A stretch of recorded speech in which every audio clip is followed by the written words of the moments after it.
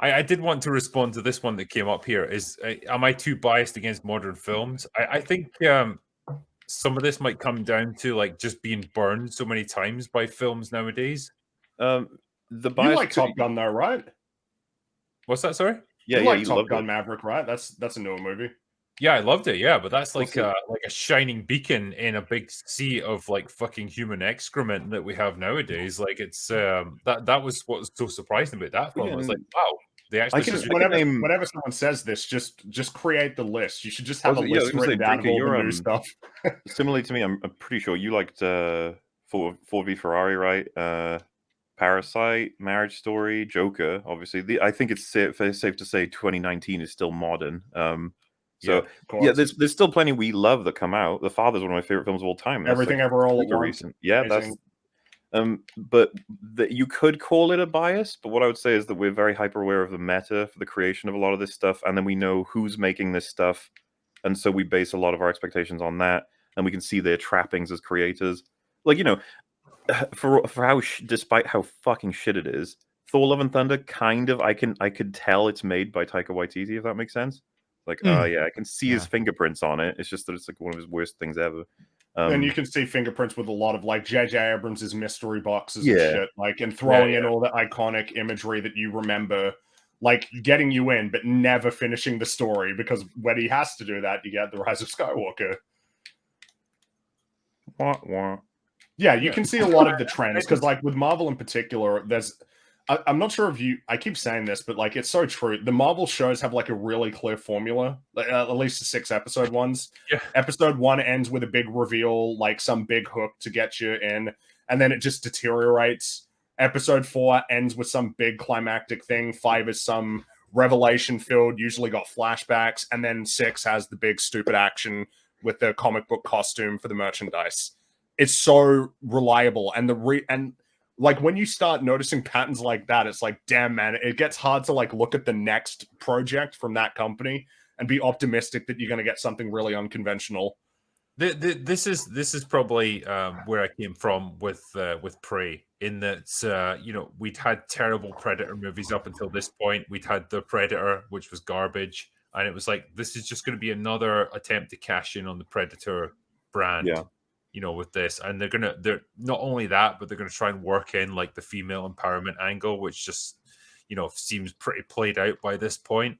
And so all of those things combined together just gave me an impression of like, this film's gonna be garbage, and that's an element of the meta leaking into like my perception of films, and it's not great when that happens to you, but it's an inevitable result of just like, this is where we're at with modern entertainment now, I guess.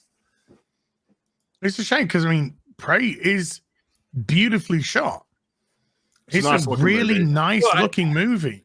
I guess I don't want to go into films with that negative mindset. No, it sucks. It's lame when isn't it? Like to sort of be like looking at the landscape and not getting excited about movies. That's not our fault. That's not no. So that's what I'm saying is it's lame that's kind of where we're at right now, where we look at the landscape and are not given much cause to get excited. I'm not saying it's like a consumer problem, right? It's an industry problem. Like, it begins with what's coming out. And the actors and the showrunners go to a restaurant and like they serve you a turd on a bun, like for like 6 weeks straight, and then you go back week 7. And it's like, I'm going to review it this time. It's like, well, I'm expecting shit food. You know what I mean? Like, especially if you're ordering the turd bun 7, you're just like, well, yeah. And when it comes to movie, it's the actors and the showrunners have already done a marketing tour, and they're telling you that the next one will be awful. They're like, well, this is what we put in it. We got this burger and we specifically put a turd inside it. I hope you enjoy that over there. It's like, well, I'm only going to the movie expecting what the actor and the showrunners have told me I'm going to get.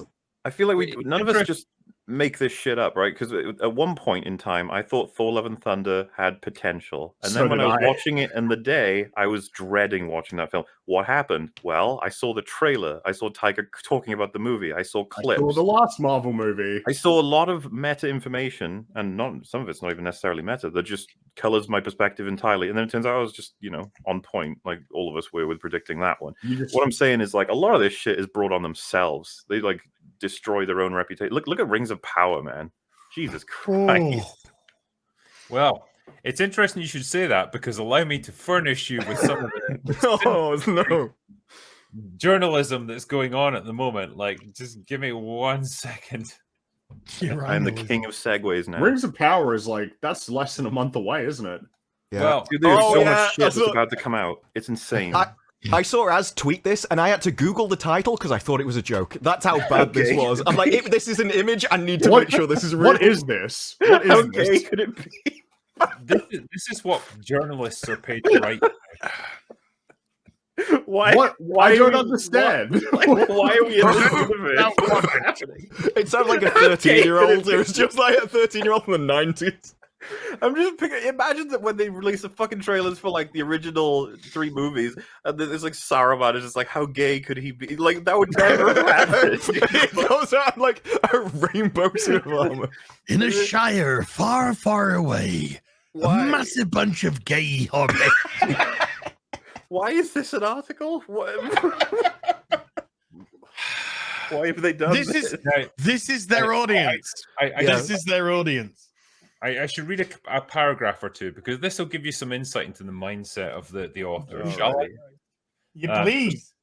Some might consider this unnerving, wary of how adaptations can take liberties with beloved source material. Imagine that. But I am optimistic. The release of the film featuring black actress Sophie Nomvet has dwarf Princess Disa, suggesting the creators are keen to diversify Tolkien's world. Original female characters are set to be included too. Whoa. Superb. With these steps to pull Tolkien's work into the modern That's an world. interesting use of the word there. Pull. Yes. Yeah. No, but here we Kicking go. and screaming. It has to reflect the modern world. It can't be a fantasy story about pure imagination. It has to be about the world we live in today with all of They our... just stick that from fucking Willy Wonka. Is that a quote? I mean, she's actually called it like a necessary redress of balance. This is a commentary on where we came from and a statement about where we need to go. And like her quotes are gold. I've never seen so many come out of one person, but this is all she ever talks about in interviews. In my last video, I just did the first 90 seconds with like almost entirely her quotes, and it's just astonishing when you put them together. I guess everybody has different objectives when it comes to telling stories, but like it's a weird one to have like a really important storyteller objective be like how it slots into the current media landscape rather than considering how you create something that is like enduring. You know, like I don't know.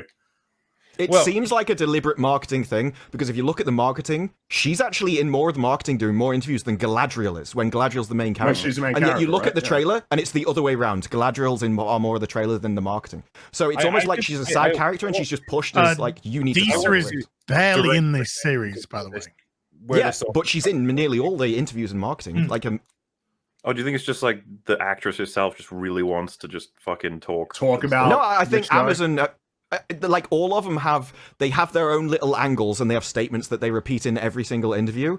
And like hers, it really seems like they just pushed it. Like this is good. You need to say this a lot. I guess their marketing must be like, because like I don't know that I've ever seen like such a big mainstream like media like television show get such backlash. I don't think I've ever quite seen something like this before. Well, I would say we saw a little bit of it with season 8's end of Game of Thrones, but that was post. We've never seen it. Yeah, we've never seen it pre. Where like certainly hundreds of thousands, millions of people are like openly voicing their disinterest or disdain for the show before it's out.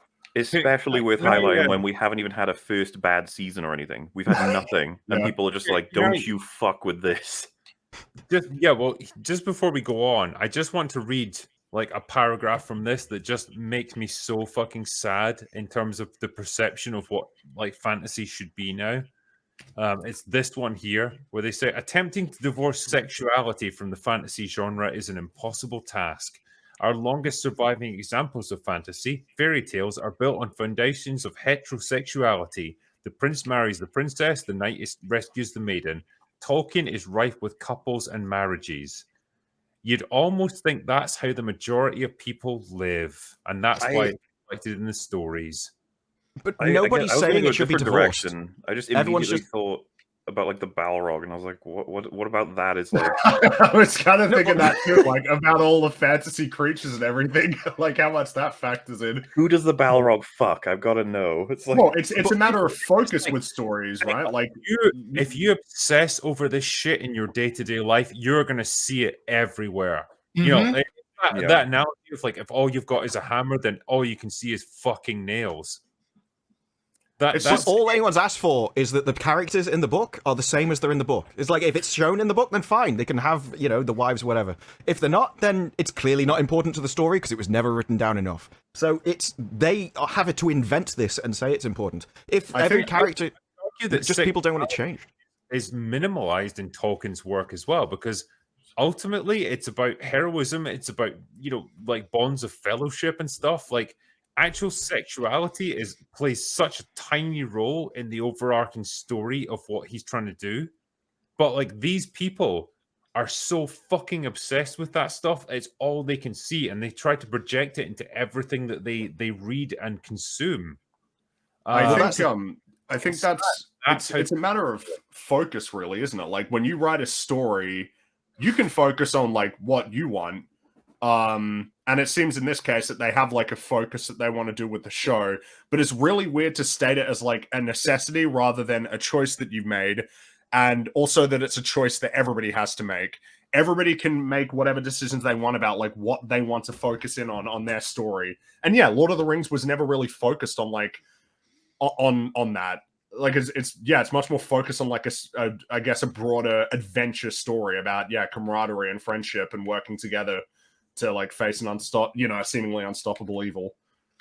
Well, the thing is, it's called A Private Life for a reason, in the fact that unless you're doing a romantic comedy where that is literally the main point, that like you're focusing specifically on this person's private life, then it doesn't matter. It's going to be done behind closed doors. It's going to be done when they're not doing anything of actual like interest to the main story, which is why it's generally not written about. And yeah, you may know that somebody's wife there because they've had a kid, and so you've had to explain the relationship, but you don't actually focus on like what happens like in the private of their own home, whereas you can focus on battles and stuff.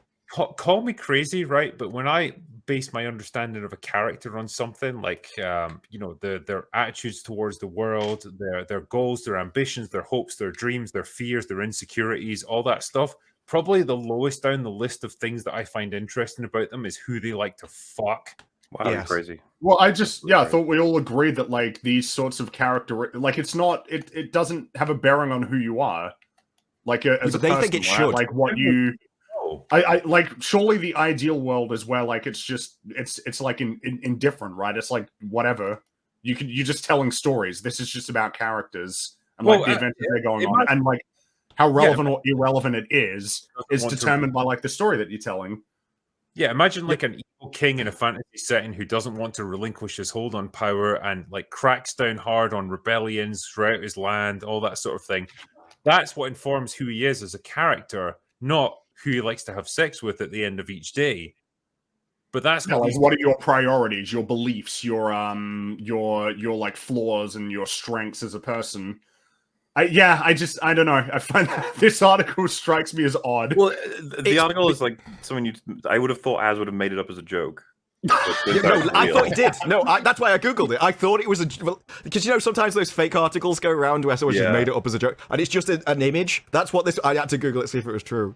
But they do think, like, if you come from the collectivist point of view, you do think that if you have this characteristic, you must think and agree and value the same things I do. So they do genuinely think that this means that everyone has the same values. Because there's a line in there that, because I was reading it, I had to laugh to myself because it says like as a gay Tolkien nerd or something like that. I read it, like I started laughing before I'd even finished the sentence. So to me, it just said, as a gay, I would like to tell it's getting so ridiculous. Like that's a profession or something. Like, I am an experienced gay. And I would like to talk about it. It's like, what the fuck?